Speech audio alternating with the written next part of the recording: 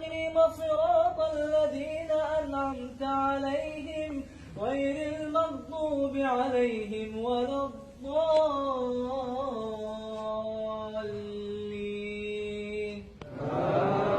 آمين.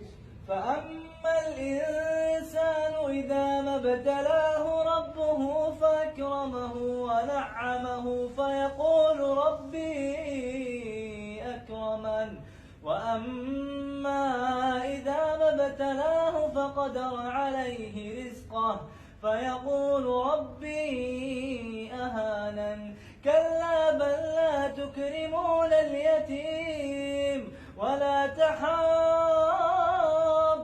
على طعام المسكين وتأكلون التراث أكلا لما وتحبون المال حبا